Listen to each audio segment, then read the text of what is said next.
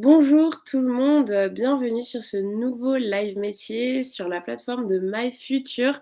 Je me présente, je m'appelle Marion et j'animerai ce live aujourd'hui et je reçois Lucas aujourd'hui. On va passer une petite heure ensemble. Lucas, est-ce que tu m'entends bien? Oui, bonjour Marion, enchanté. Tu vas bien? Oui, c'est parfait, ça va parfaitement et toi?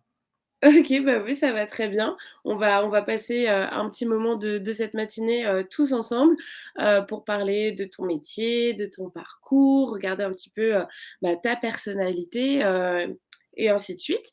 Mmh. Pour les personnes qui sont connectées sur le live, qui nous regardent actuellement, n'oubliez pas que vous pouvez poser des questions à tout moment sur le chat. Donc vraiment n'hésitez pas, on fera de notre mieux pour les faire remonter et puis, bah, voilà, pour s'attarder un petit peu, dessus. Excusez-moi, je n'ai plus beaucoup de voix. Voilà, pour les personnes qui étaient là hier, j'ai fait une visite virtuelle en Normandie. Il faisait un petit peu frisquet, donc voilà, mais ça va le faire, tout va bien. Alors, donc Lucas, tu es, responsable de programmes immobiliers pour le groupe Atao. Exactement, C'est tout un tas de termes un petit peu, un peu plus complexes. technique, Heu effectivement. on va aller regarder, on va essayer de simplifier un petit peu. Est-ce que tu peux expliquer ton métier comme tu l'expliquerais à ta grand-mère en quelques phrases? Ouais, donc c'est un sujet qui revient souvent en repas de famille. «Qu'est-ce que tu fais Lucas?» Donc moi, en tant que responsable de programme, et pour le cadre, enfin pour une entreprise de promotion immobilière, je vais acheter des bâtiments, anciens que je vais rénover, et redonner une destination, que je vais revendre ou alors je vais acheter des terrains, je vais construire des bâtiments dessus et je vais les revendre, à des clients, que ce soit des clients particuliers ou des entreprises, toutes sortes de clients. Donc D'accord, oui, OK. c'est assez simple. Bon ça c'est déjà, beaucoup plus clair. Je Exactement. commence à comprendre, de quoi il s'agit et le groupe Atao, A-T-A-O, du coup, ça correspond à quoi? Qu'est-ce que c'est? Donc Atao, c'est une petite entreprise de promotion immobilière. Vous connaîtrez peut-être, plus largement Bouygues Immobilier, Kaufmann& Broad, donc des gros promoteurs. Nous, on est une petite structure, qui est basée à La Baule. Donc on est 8 salariés, et donc on va gérer, des projets tout au long de l'année, partout en France. OK, d'accord, mais c'est super clair. On va pouvoir se pencher un petit peu plus sur ton métier en lui-même et regarder en quoi il consiste. Alors, on t'a demandé, Lucas, de un peu, nous parler de 4 grands aspects, qui composent ton métier. Par exemple, un des aspects de ton métier, c'est la conception du projet. À quoi ça correspond? Qu'est-ce que ça veut dire? Alors donc, comme je vous disais, un promoteur, il va acheter des terrains, il va construire dessus et on le but, c'est de pouvoir revendre, des bâtiments. Donc moi, en tant que responsable de programme, mon objectif, c'est, dès que le terrain est acquis, de travailler sur la conception du projet. Donc la conception technique, la conception architecturale, son intégration dans l'urbanisme avec, des bureaux d'études, des architectes, toutes les tous les services des mairies, et surtout l'urbanisme qui vont nous permettre d'aller au bout du projet et de pouvoir Alors, justement. qu'est-ce que ça veut dire, l'intégration dans l'urbanisme? Parce qu'on a des personnes un peu jeunes qui nous regardent. Ouais, complètement. Non? Alors, c'est vrai que les promoteurs, bon, on le verra à la fin, ont surtout, une vision du constructeur qui va revendre et qui, n'aura plus de rôle dans la vie du bâtiment. Aujourd'hui, Mmh. un promoteur, c'est plutôt un aménageur urbain. On va beaucoup travailler avec les villes pour, répondre à des besoins. On voit, comme tous les étudiants, qu'il y a une tension au niveau des logements. On a du mal Mmh. à trouver des locations, on a du mal à acheter, les prix augmentent, parce qu'il y a pas assez de logements de construits. Donc nous, aujourd'hui, notre rôle, c'est de répondre à des besoins avec des politiques, avec des villes. Donc toutes les villes n'ont pas les mêmes besoins. Donc aujourd'hui, on va être là pour répondre à leurs besoins. D'accord, OK. OK, donc c'est beaucoup plus clair et donc ça, c'est l'intégration à l'urbanisme, donc c'est les Voilà, c'est ça. besoins. Est-ce que ça prend aussi en compte, l'esthétique? Par exemple, il y a Ouais, ouais. des endroits où on n'a pas le droit de construire parce que ça pourrait gâcher la vue? Ouais, effectivement, donc il y a des règlements d'urbanisme, qui sont propres, comme je le disais, à chaque ville. On a des villes en bord de mer qui vont justement avoir des zones interdites de construction. On va avoir des architectes des Bâtiments de France qui vont aussi nous orienter, sur l'architecture du bâtiment. Donc effectivement, on peut plus construire n'importe comment et n'importe où. Mmh. OK. Mais ça, c'est quand même une bonne nouvelle, pour les personnes qui ont une jolie vue sur la mer ou sur les montagnes Exactement, ou même dans leur ville, exactement, de savoir que voilà, on peut plus faire n'importe quoi, et que leur vue, sera préservée. exactement. Un autre aspect de ton métier, tu nous disais que c'était, consulter et choisir les entreprises.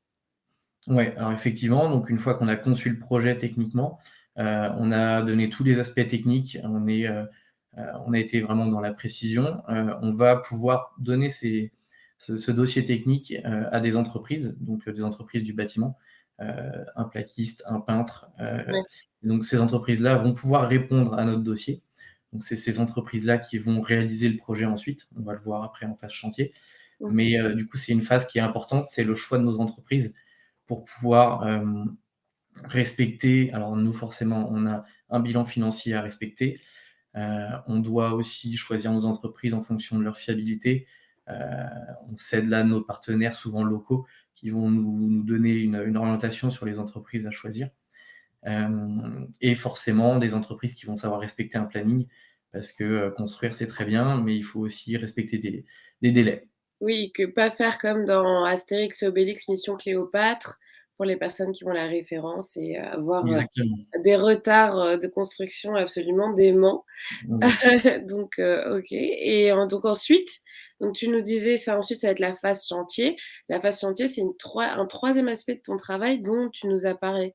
Exactement. Donc une fois qu'on a conçu le projet, qu'on a choisi nos entreprises, moi en tant que responsable de programme, j'aurai un rôle un peu moins important en phase chantier, Mmh. mais je vais superviser finalement toutes les opérations.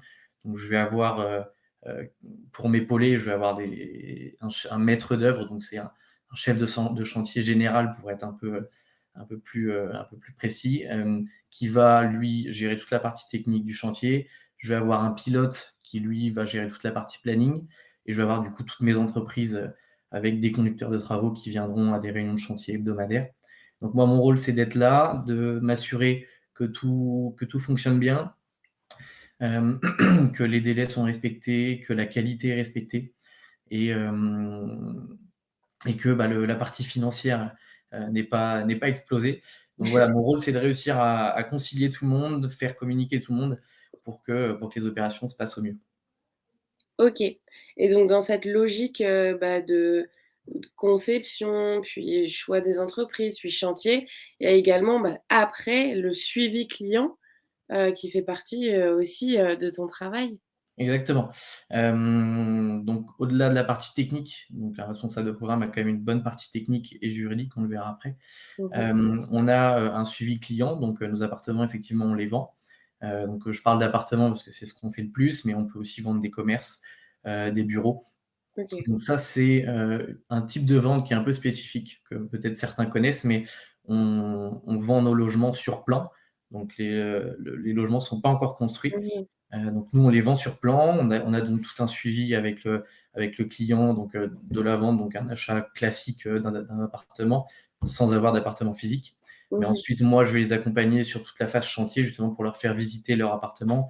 Une fois que les cloisons sont finies, pour vérifier que tout va bien, leur faire leur choix de carrelage, de faïence, de peinture, de sol et ensuite ces clients, bah, jusqu'à la phase de livraison et à la remise de clés, on va être vraiment en contact permanent et j'ai ensuite une dernière phase avec ces clients, c'est toute la partie garantie.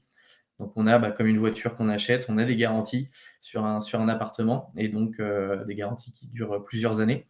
Donc j'ai quand même une relation privilégiée avec ces clients pendant plusieurs mois, plusieurs années. Est-ce que ça arrive, parfois que des clients qui ont acheté donc sur plan, une fois l'appartement construit, veuillent se rétracter parce que c'était pas comme ils imaginaient ou? Alors le délai de rétractation, il y a des délais légaux. Alors moi, je suis pas le commercial, je vais, sur la partie achat, enfin vente surtout de logements, je m'appuie sur un chargé de commercialisation. Donc lui, connaît un peu plus ces délais légaux de rétractation, mais qui sont, voilà, comme je disais, légaux. On peut pas se rétracter, une fois que le logement est terminé. Ouais, Ça, ce serait compliqué pour nous derrière. OK. D'accord, mais c'est très clair, Donc parce que je après, pour être plus précis, je vais on a des visuels, on a des logements témoins. Les personnes viennent visiter leur logement, on les fait, vraiment au cas par cas. Donc il est difficile d'être déçu de son logement. C'est quand même une réflexion, en amont. OK, d'accord. Ouais, merci pour cette précision. On a en question, mais en fait, on va y répondre, très rapidement, mais on nous demande quelles études il faut faire pour accéder à ton métier. Donc, je pense qu'on va juste voir ça ensemble en s'intéressant à ton parcours. Juste avant ça, on va parler de la carte d'identité de ton métier et ensuite, je garde la question, je fais exprès, pour la personne qui a posé cette question, je la garde pour plus tard parce qu'on y répondra en regardant le parcours de Lucas et on verra voilà quelles études il a pu faire pour arriver à son métier. Mais juste on va encore creuser un tout petit peu sur le travail que tu fais, aujourd'hui. Par exemple, toi, tu travailles, plutôt en solo ou plutôt en équipe la plupart du temps? Bon, comme vous avez compris, hein, moi le bâtiment, je vais pas pouvoir le faire tout seul, donc Mmh. j'ai besoin d'énormément de partenaires, énormément d'associés qui vont travailler avec moi, donc c'est un travail qui est à 80 en équipe. Moi mon rôle est de vraiment, faire en sorte que tout le monde travaille comme il faut ensemble. Donc c'est vraiment un travail d'équipe en permanence. J'ai une petite partie, en solo, on le verra aussi après, sur ma petite partie administrative, qui reste quand même une partie importante. Mais non, la majorité du travail se fait en équipe. OK. Oui, bah, on s'en doutait effectivement. Au niveau de tes déplacements, est-ce que tu te déplaces souvent? Qu'est-ce que tu as comme type d'horaire? Est-ce que tu as des semaines comme tout le monde? Est-ce qu'il t'arrive de dépasser la soirée? Voilà. Alors, moi sur mes déplacements, comme je vous disais, moi à Tao, c'est une petite société, mais qui fait des projets un peu partout en France. Donc, on est surtout basé quand même dans le Grand Ouest sur nos parties de suivi de chantier. Mais je suis amené à me déplacer en Bretagne, je suis amené à me déplacer sur l'île de Ré, à Angers, sur Le Mans, même sur Paris. Donc j'ai énormément de déplacements, ce qui n'est pas forcément le cas de tous les responsables de programme. Après, c'est des choix de stratégie pour des promoteurs. Mmh. Mais ouais, moi, je suis énormément amené à me déplacer, je suis beaucoup en voiture, pour des réunions également, donc pour aller sur les chantiers, pour aller à des réunions de conception, heu et donc des horaires qui sont assez flexibles. J'ai pas d'horaire, fixe. Je peux démarrer à 6 heures et finir à 23 heures, mais je peux aussi, commencer à 9 heures et finir à 17 heures. Donc non, c'est des semaines qui sont assez modulables. Mon emploi du temps, c'est moi qui me le fais avec mes impératifs. J'ai beaucoup de réunions, beaucoup de temps pris. Je suis pas souvent au travail. Enfin, je suis pas OK. souvent, pardon, à mes bureaux, qui sont à La Baule, et je suis souvent en déplacement. D'accord. Bah, justement, on a Imanou60 qui nous demande: «Est-ce que vous avez, des exemples de partenaires?» Merci pour cette question. Alors des exemples de partenaires, bah, comme je vous le disais, hein, moi, ce que j'appelle partenaire, c'est tous les acteurs de la construction, des bureaux d'études, les bureaux d'études qui vont m'aider sur les parties électriques, sur les parties plomberie, chauffage, ventilation.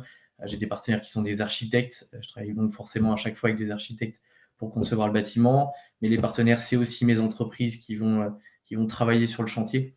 Donc des plaquistes que vous OK. pouvez connaître, sur des petits projets, je peux avoir des plaquistes que vous pouvez connaître à côté de chez vous. Donc ça peut être, c'est vraiment diversifié. On a énormément de partenaires qui vont aussi nous accompagner en fonction de nos projets. Si on reste dans les mêmes zones, et ben, on essaye de reproduire notre partenariat si ça s'est bien passé. Donc il y a vraiment aussi une relation de confiance, et essayer de faire perdurer, bah, certains partenariats dans le temps, j'imagine? Exactement, exactement. C'est toujours le but, c'est D'accord. de travailler en confiance et quand on trouve les bons partenaires, on essaye de les conserver. Donc le relationnel ou l'ambiance, relationnelle à ton travail, tu la définirais comment? Ouais, bah, il faut voilà, le relationnel est hyper important, que ça soit avec, par exemple, enfin, nos exemples principaux, c'est en réunion de chantier. J'ai quand même pas du tout la même position que des compagnons ou des conducteurs de travaux, mais le but, c'est qu'on parle le même langage et qu'on arrive à se comprendre. C'est des gens qui ont pas la même vision que moi, donc il faut réussir à moduler et à être à l'écoute et aussi savoir transmettre les Mmh. informations pour pouvoir se comprendre. Donc le rationnel est très important dans le métier. Ouais, j'imagine, donc on a vu déjà que c'était vraiment un travail d'équipe, que les partenariats, enfin que les partenaires, il y avait vraiment une relation de confiance qui pouvait s'instaurer, qui perdurait dans le temps. Mmh. Que c'est aussi un travail, comme tu nous l'as dit, qui nécessite de beaucoup bouger, qui a des horaires quand même relativement flexible. Donc j'imagine que ton environnement de travail doit changer beaucoup. Tu dois passer d'un bureau à de grands extérieurs, à la ville. Exactement. Donc c'est ça qui m'intéresse énormément dans mon métier, c'est que je Mmh. fais jamais la même chose, je suis jamais au même endroit, tous les jours. Vous voyez là, je suis aujourd'hui au bureau, demain je suis sur une opération à Angers.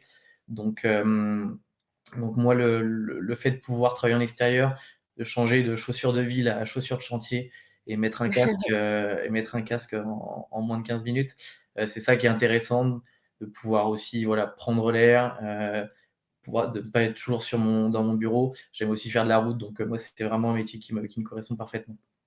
Ça fait partie, un peu, des éléments qui t'ont dirigé à aller vers ce métier ou c'est un peu un hasard? Ah bah, vous verrez sur ma formation, j'ai des études qui sont assez atypiques et donc qui finalement ont été construites et qui m'amènent à ce métier-là. Mais j'étais Mmh. pas forcément, prédestiné à être responsable de programme. Aujourd'hui, je le regrette pas du tout. Bah, tant mieux, c'est super. Qu'est-ce que tu dirais que ça t'apporte, au quotidien? Alors au quotidien, moi, c'est un milieu qui m'a apporté énormément de rigueur et d'organisation. C'est aussi un milieu qui apporte beaucoup au niveau personnel. On est toujours en contact avec des gens, et avec des nouvelles personnes pour chaque projet. Mmh. Donc c'est très enrichissant socialement et ça me permet d'être voilà, toujours en activité. Donc c'est un métier qui me garde en forme également. Et donc bah, ça t'apporte plein de choses. Il y a des avantages à ce métier. Est-ce qu'il y a aussi quelques petits moins, quelques inconvénients? Bah, voilà, comme je vous disais tout à l'heure, hein, le principal inconvénient, c'est qu'on n'a pas d'horaire. Bon, on est sur des opérations qui sont assez serrées niveau timing, qui ont beaucoup de contraintes et beaucoup d'obligations. Donc moi, ma principale, on va dire que le principal inconvénient, c'est le temps de travail. Il faut savoir donner pour arriver au bout. Mais c'est aussi un travail, une fois qu'on a tout donné, on sait couper. Il faut savoir couper. On a, bah, comme vous le mettez, des week-ends, des jours fériés, des vacances. Donc c'est travailler à 100 quand il le faut et puis quand il faut couper, on coupe comme tout le monde et ça fait du bien. Ouais, voilà, il faut savoir aussi à un moment donné, Ouais, se dire: exactement. «Bon là, je vais mettre les doigts de pied en éventail» et Mmh, voilà et après pour repartir encore, plus enfin de plus belle, quoi. exactement. Et donc du coup, moi je me demandais parce que tu nous as dit que tu voyais enfin tu avais beaucoup de déplacements, mais ils sont surtout en France. Est-ce que tu es quand même amené à parler des langues étrangères ou c'est vraiment uniquement le français? Alors moi sur mon métier, voilà, sur la partie de enfin sur la France, j'ai pas du tout besoin de travail en anglais, par exemple, ou d'autres langues. Mais il y a des gros promoteurs qui ont des projets en Europe et dans le monde, où là, je pense que certains responsables de programme sont amenés à travailler sur des projets, Ouais, anglophones ou autres. Mais moi non, c'est majoritairement et quasiment exclusivement du français. du français, oui. Bah, c'est logique en même temps, c'est sûr que ça doit dépendre de la taille de l'entreprise où on se situe, les partenariats de cette entreprise et cetera. Donc Exactement. voilà, on se doute, que si, tu vas souvent, dans le Grand Ouest, que tu es la Vendée, la Charente et cetera, bon a priori, tu es plutôt amené à parler français. Exactement. Alors, on va pouvoir répondre à la question qui était également d'Imanou 60 par rapport à tes études, puisqu'on va regarder maintenant ton parcours, en fait. Alors, Effectivement, mon parcours qui est un parcours un peu atypique, donc je pense donnera un peu de courage à ceux qui ont un peu de mal ou qui savent pas trop encore quoi faire, n'ayez pas peur. Donc moi, j'ai commencé par un bac scientifique que j'ai fait au Mans dans le cadre d'un sport-études foot. Donc moi, à part ah enfin, oui, pendant mon bac scientifique, pour moi, j'allais finir en STAPS, j'allais faire un métier soit dans le sport, mais vraiment rester dans ce milieu-là. Mais à la fin de mon bac, j'ai fait une overdose de toutes ces informations scientifiques et du sport. Donc j'ai complètement tout arrêté. Je me suis dit: «Bon, je vais profiter de la fac, je vais aller faire une licence en lettres modernes», donc on est complètement à l'opposé et ah oui! sait-on jamais, peut-être que je me plairais plutôt en tant que bibliothécaire, tranquille dans mon bureau et bon, finalement, ça l'a pas fait. Au bout de 6 mois, je me suis rendu compte que non, c'était finalement pas ce que je voulais. Donc, Alors, mais excuse-moi, mais comment tu as eu connaissance, toi qui étais à fond, bac S, foot et cetera, comment tu as eu connaissance des études de lettres modernes et pourquoi, enfin, au-delà de se dire: «Ah, je vais peut-être être bibliothécaire» et cetera, comment tu t'es dit, «Ah oui, c'est ça, ce virage à 180 qui m'intéresse»? alors moi, le virage à 180, c'est lors des portes ouvertes, hein. J'ai fait les portes ouvertes de l'université. J'ai vu cette formation. Bon, j'aimais l'histoire quand même à l'époque, donc c'est ce qui m'a un peu aussi orienté sur lettres modernes. C'était un peu orienté sur ces aspects-là. Mais voilà, quelque chose qui m'a finalement pas convenu. Mais voilà, c'est OK. en faisant les portes ouvertes que j'ai découvert cette formation-là. Et ça t'a intéressé? Enfin, même si ça te convenait pas, ça t'intéressait ou c'est vraiment un rejet, total, Non, non, ça a été intéressant, je me suis pas senti, à l'aise dans ce que je Ouais. faisais, donc j'ai compris que c'était quand même pas fait pour moi. OK. Donc Et après ensuite ça, tu as fait une école d'ingénieur, donc tu as encore fait un virage à alors 180? j'ai refait un virage à 180°. Je me suis dit: «Bon, finalement, peut-être que c'est le scientifique qui me va». Donc j'ai fait une licence, donc c'est une licence en géomètre expert qui préparait une école d'ingénieur. Heu, OK, donc c'est une licence qui a été très enrichissante, que j'ai pas fait les examens de fin d'année parce que bon, c'était un milieu qui était très pointu et que je trouvais trop pointu pour moi. Donc j'ai fait l'année de formation et c'est pendant cette année de formation-là que j'ai découvert le BTS que j'ai fait juste après. Donc moi je me voyais pas partir sur un cursus de 5 ans directement. Donc si je m'engageais dans la licence géomètre expert, je partais sur 5 ans. Heu, donc je me suis dit: «Bon, finalement, ce que je vais faire, c'est que je vais commencer par un BTS en 2 ans, et puis je compléterai au fur et à mesure, selon ma motivation». Donc c'est pour ça que derrière, je suis arrivé sur un BTS études et économie de la construction. Donc ça, c'est un BTS qui m'a OK. apporté énormément de connaissances, techniques du bâtiment et financières. Et c'est donc ça, j'étais voilà, pas du tout prédestiné, j'ai personne dans ma famille qui est dans le bâtiment, mais c'est vraiment un OK. BTS qui a été très enrichissant pour moi et qui m'a permis de me lancer dans ce milieu-là. Et ce BTS-là, pardon, toutes ces études-là, tu les as faites où? Par Alors, exemple, le sport auto, c'était où, toutes mes études, bac et mes 2 premières licences, je les ai faites au Mans D'accord, et ensuite le BTS, là, études d'économie de la construction, je l'ai fait à La Roche-sur-Yon, donc sur d'accord, 2 ans.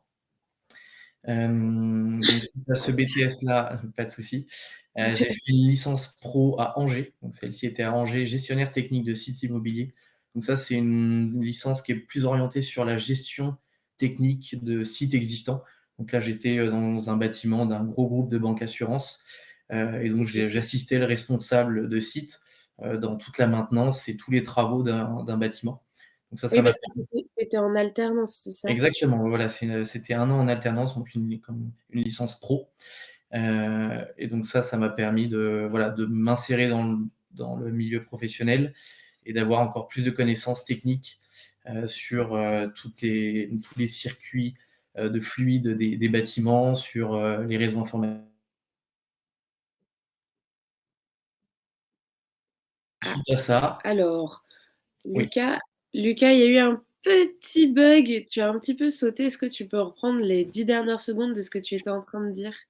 ouais, alors du coup, j'étais sur ma licence pro, donc ma licence pro là en alternance, heu, ça, mmh ça m'a permis donc de rentrer dans le monde du travail et en plus d'acquérir plus de connaissances techniques dans le bâtiment. Parce que là, j'étais vraiment au cœur des bâtiments, d'un bâtiment de bureau avec tous ces services informatiques, ces services électriques, et tous les services de chauffage, ventilation. Donc ça a vraiment été une licence qui m'a permis d'acquérir plus de connaissances sur le bâtiment. OK. Et Et ensuite, enfin, pour finir, j'ai fait un master, toujours en alternance. Donc là, mon entrée dans le milieu de la promotion immobilière, donc c'est un master en alternance que j'ai fait, à l'école de l'ESPI pour ceux qui seraient curieux d'aller voir. mmh Mais c'est, donc voilà, le master en promotion immobilière qui m'a permis de découvrir le poste de responsable de programme et de rentrer, donc chez Atao. Comme on peut le voir, premier CDI chez Atao, mais avant ça, j'ai fait 2 ans d'alternance chez eux et aujourd'hui, ça fait plus d'1 an que je suis en CDI chez Atao mais en tant que alors responsable de pro. mais alors moi, Lucas, j'ai une question parce que là, j'arrive même pas à calculer. Tu as fait combien d'années d'études, au total?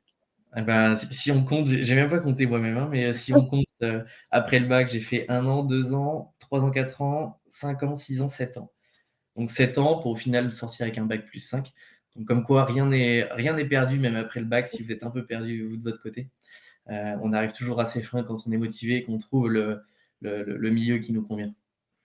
Ouais, c'est un super message, ça, tu as bien raison, parce qu'on est habitué à voir les gens finir, très, très, très rapidement leurs études et hop, directement dans le milieu professionnel Mmh. et c'est aussi OK, d'essayer des choses, de voir ce qui nous plaît et on n'est pas obligé d'aller directement à ce vers quoi on va finir, quoi. Exactement, exactement. Donc moi, c'est bon, il y a aussi l'alternance qui m'a beaucoup aidé à m'intéresser à ce que je faisais dans mes études.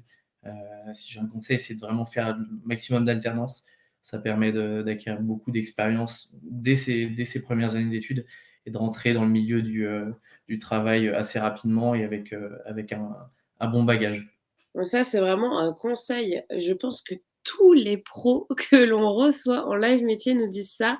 Vraiment là, on vous le rabâche, mais c'est pour votre bien.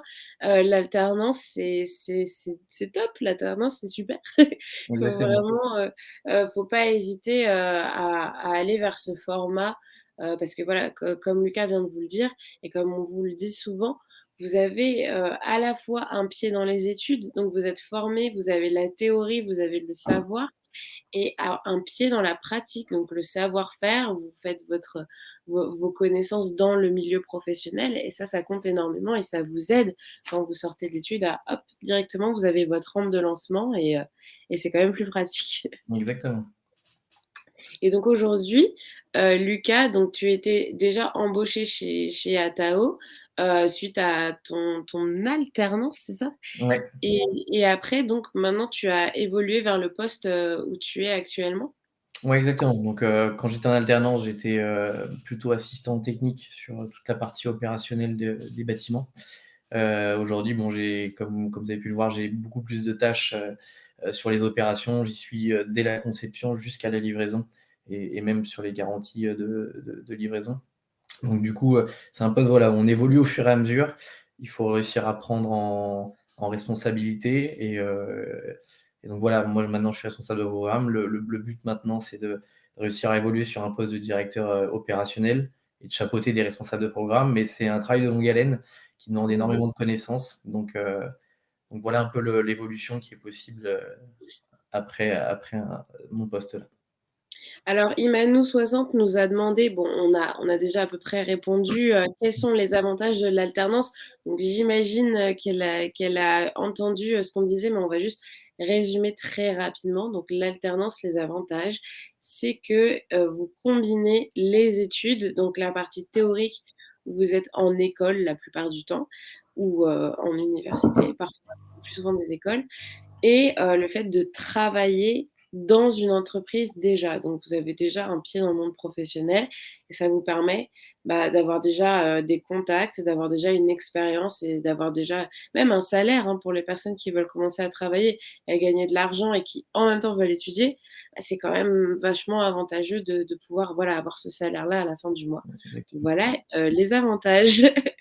Et donc, Lucas, comme tu nous le disais, toi, tu vises une évolution.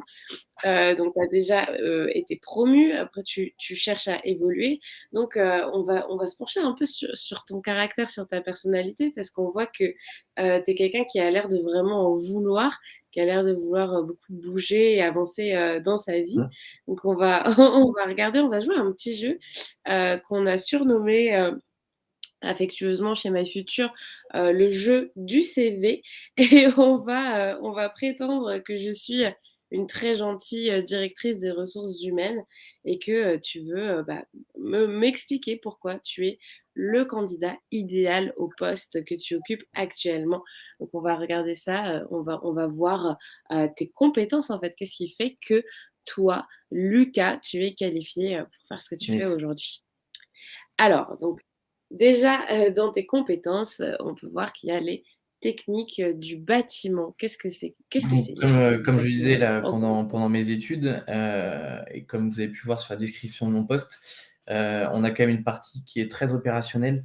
Il faut savoir dialoguer avec toutes les parties prenantes du projet, surtout sur le technique, donc avec des architectes, avec des bureaux d'études, avec des entreprises.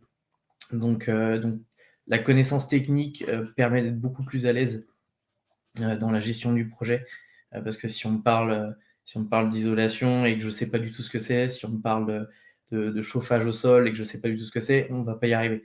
Donc je pourrais pas manager, pas piloter, donc c'est vraiment, quand même la base du métier, c'est de réussir à avoir une bonne base technique, pour pouvoir, être à l'aise, sur les autres parties. OK, donc technique du bâtiment, j'ai très bien compris. Alors, il y a les compétences, juridiques également? Ouais, alors ça, c'est la partie peut-être un peu moins rigolote qui fait un peu moins envie, mais bon, vous voyez bien que pour manager et gérer des projets, souvent à plusieurs millions d'euros, on a une partie juridique qui est très importante. Hem On a qui sont assez sévères dans le bâtiment, ce qui est normal, hein, pour Oui. que les bâtiments, tiennent et soient performants. On a beaucoup de gestion de contrats avec beaucoup d'entreprises, avec tous les intervenants. On est amené à beaucoup travailler avec des avocats, avec des notaires. On a une partie vente avec voilà, avec ces documents légaux. Donc il faut quand même avoir une connaissance juridique, assez importante, même si on s'appuie toujours sur des partenaires qui mais c'est toujours le dialogue et connaître toutes ces bases qui est important. OK, super, donc il y a l'aspect technique du bâtiment, l'aspect juridique et j'imagine que ça vient compléter, Mmh. la compétence financière? Exactement, donc ça, quand on parle de compétences financières, c'est que forcément, on est une entreprise. Le but d'une entreprise, c'est quand même de faire de l'argent. On a des projets qui sont énormément à risque parce qu'on met beaucoup d'argent, en jeu. On achète des terrains, on fait construire des bâtiments. Comme je vous disais, ça coûte plusieurs millions, donc on a, des emprunts bancaires qui sont assez importants. Le but pour nous, c'est de maîtriser au maximum notre opération, d'avoir une conception qui est la plus précise et la meilleure dès le début, pour être sûr qu'à la fin, le bilan qu'on avait, évalué au début soit celui de la fin. Donc on doit avoir des compétences financières et une gestion financière, qui doit être assez assidue pour éviter de déborder, de déraper, ce qui peut être très rapide, sur nos projets et donc maîtriser, sécuriser nos opérations.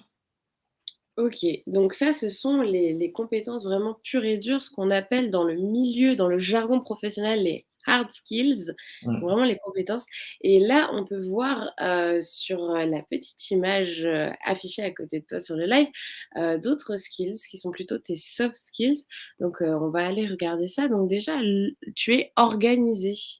Ouais, alors que bon, vous avez bien compris qu'il y avait énormément d'étapes dans la conception d'un projet, dans la construction d'un projet. Donc il faut savoir être organisé pour pas se perdre. On a beaucoup de documents, on a beaucoup de contrats, on a beaucoup d'aspects juridiques, on a aussi énormément de réunions. Il faut savoir gérer son temps parce qu'on peut pas faire tout ce qu'on a envie de faire. J'ai toujours, Mmh. énormément de choses à faire, donc il faut savoir être organisé pour, mettre les ordres de priorité, hem et ne pas se perdre dans son travail. OK, donc tu es organisé, tu es également à l'écoute. Voilà, donc comme on le disait encore tout à l'heure, on est dans un travail très relationnel. Heu, Moi, finalement, si je devais définir un petit peu mes connaissances, c'est que je connais, peu de choses en tout. Donc je connais un peu de tout, mais je connais pas tout, précisément. Donc il faut savoir être à l'écoute pour, engranger le maximum d'informations, apprendre au maximum et pouvoir répondre à tous mes besoins et à tous les besoins de tous les intervenants, du mieux possible. OK et donc c'est vraiment, multicasquette quoi. Il y a plein de choses à maîtriser et en même temps être vraiment humain et être dans ce relationnel Exactement. et bah, ça vient compléter tout ça, savoir transmettre. Voilà, donc toutes les informations que j'acquiers, tous mes besoins. Donc moi, je suis quand même le client final, donc c'est moi qui décide, au final de ce qu'on fait ou de ce qu'on fait pas. Mais du coup, il faut savoir transmettre l'information pour que, justement, l'architecte, comprenne bien, ce que la ville a demandé au niveau Mmh. d'une toiture, que le maître d'œuvre comprenne bien ce qu'une entreprise m'a demandé à moi. Parce que les entreprises, des fois, viennent me voir en disant: «Bah, Lucas, on a un problème ici, on est bloqué, au niveau d'un prix, au niveau de la technique, on n'y arrive pas. Donc il faut savoir transmettre l'information à la bonne personne, pour que cette personne, voilà, puisse répondre à chaque fois, du mieux possible. Donc voilà, mon rôle est vraiment de transmettre l'information de la bonne personne, enfin de la personne vers la bonne personne. OK, donc ouais, c'est hyper, quand même assez impressionnant. En tant que directrice des ressources humaines, je suis assez impressionnée, C'est, par vos très réponses. flatteur. Non, mais plus sérieusement, voilà, on voit quand même que pour occuper le genre de poste que tu occupes, il y a tout un tas à la fois de compétences et à la fois de qualités plus personnelles, on va dire, et de traits de caractère qui te permettent, justement, bah, comme on disait tout à l'heure, c'est un métier qui va très vite, où tu te donnes vraiment à 100 et puis après il faut savoir aussi prendre du recul et se reposer. Mais pour être capable de fournir ces efforts et de le faire efficacement, on voit qu'il y a tout un tas bah, voilà, Ouais, de ouais, compétences à avoir, quoi, c'est exactement. impressionnant. Après c'est comme c'est un métier passionnant, moi je vois pas le temps passer, les semaines passent à une vitesse assez dingue. Donc une fois qu'on est dans le milieu et qu'on y arrive et qu'on est passionné, il y a pas de souci à se faire. Non, mais ça fait plaisir en tout cas de recevoir des personnes passionnées comme toi. Ça se lit, sur ton visage quand tu en parles. On voit que, voilà, que en fait, tu apprécies ce que tu fais et c'est vraiment, c'est agréable à constater, donc voilà. Sachez C'est que cool. quand on a un métier qu'on aime, ça donne ce résultat-là. Exactement, exactement. Donc vous voyez, c'était pas gagné il y a encore 6, 7 ans, donc ne perdez pas espoir là-dessus. Très bon message. On a une remarque de GG97, qui nous dit: «DBZ le sang». Donc merci pour cette remarque. Et alors justement, ma question suivante, c'était, on voit donc dans l'image qui illustre, tes skills, que tu as choisi Son Goku. Pourquoi? Alors ça va être assez bête et méchant, hein, mais c'est, mon premier on va dire animé, manga que j'ai lu, donc moi c'est un souvenir d'enfance, donc c'est ce qui m'est venu dès le début. Ouais, OK. Est-ce qu'il y a peut-être des traits de caractère qu'il a auxquels tu t'identifies ou pas du Non, tout? on va dire la persévérance, c'est de voilà, toujours vouloir aller, au bout des choses. Je pense que Sangoku, c'est, le bon état d'esprit là-dessus. Heu, Ouais. on voit qu'on arrive toujours à nos fins quand on est persévérant. OK, bah, voilà, c'est quand vous regarderez, DBZ, maintenant vous penserez à Lucas, Mmh, à votre avenir et vous vous direz: «Voilà, faut que je persiste, faut que je persévère». exactement. Et et c'est cool, mais ça fait plaisir d'avoir un peu, des animés, qui viennent nous tenir compagnie pendant nos lives. On sait qu'il y a quelques geeks, par ici. Donc voilà, donc DBZ le sang. On va pouvoir, enchaîner et on va regarder, après donc ce jeu du CV, on va revenir, plus, sur ton travail et on va aller, regarder, bah, tout simplement les clichés en fait, qui sont attenants, bah, à ton travail, au milieu dans lequel, tu opères. Mmh. Donc par exemple, le premier cliché est, le promoteur qui construit mal, enfin le cliché du promoteur qui construit mal en fait, qui fait un peu les choses à la va-vite. Exactement. Donc ça, bah, je pense que tout le monde l'a vécu, hein. Le logement étudiant, ou le 1er appartement qui, est mal isolé, qui laisse passer énormément de bruit du voisin.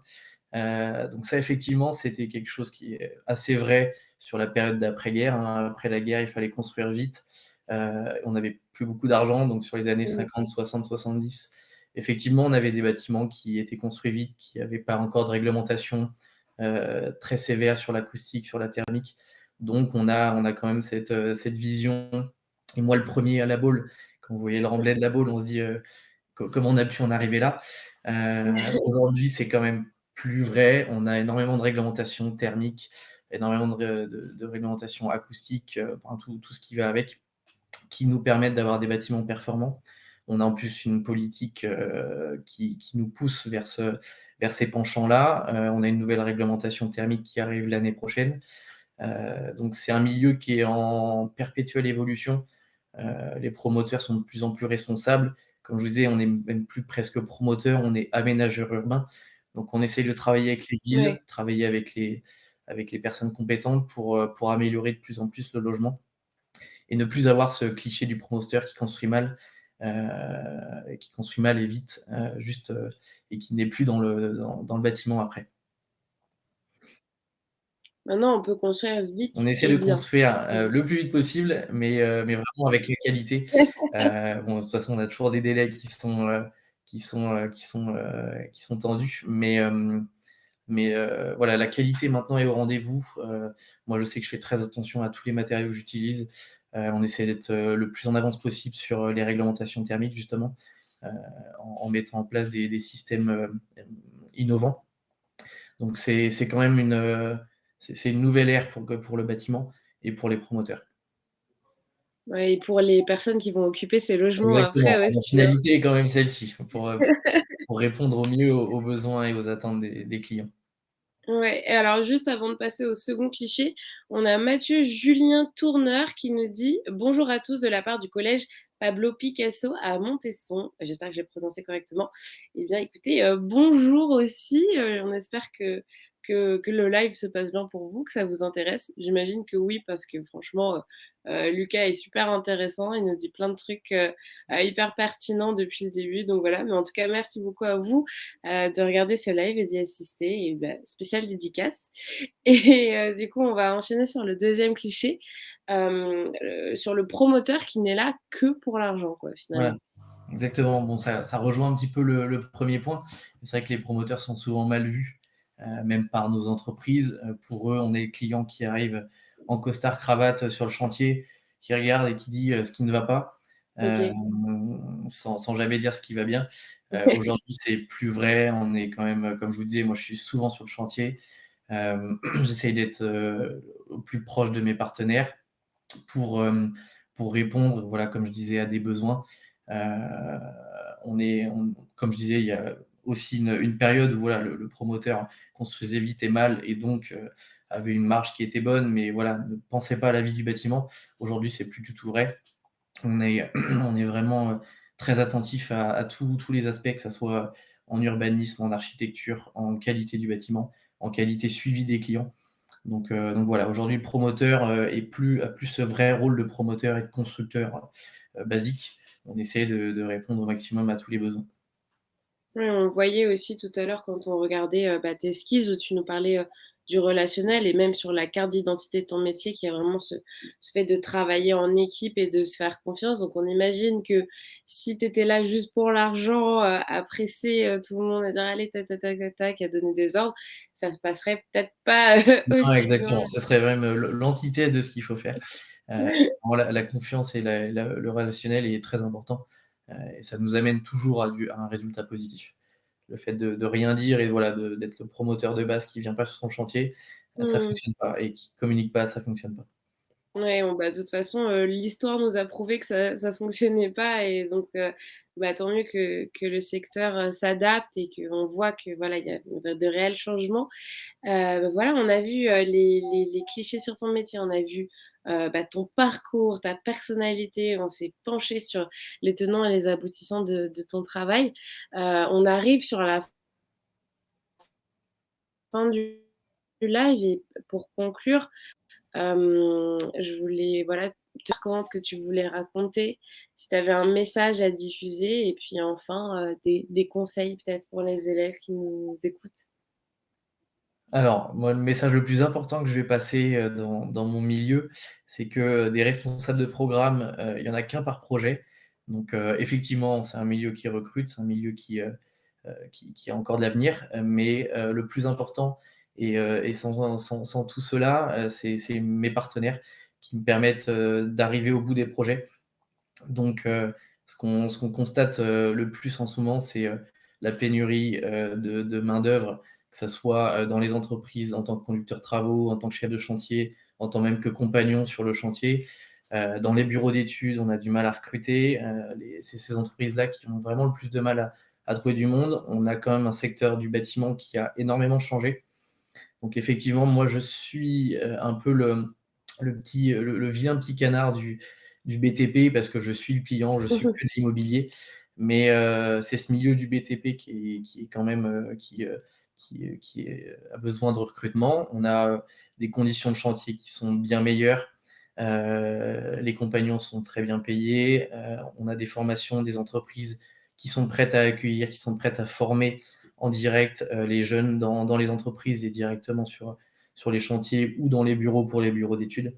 Donc moi, le message que je passerai aujourd'hui, c'est surtout pour mes amis du BTP qui ont du mal, mais enfin, même mes partenaires, mes amis chefs d'entreprise qui ont du mal à recruter. Donc, n'hésitez pas à aller voir aussi tous ces métiers qui sont passionnants et Mmh. qui permettent à tout le monde de pouvoir se loger aussi convenablement.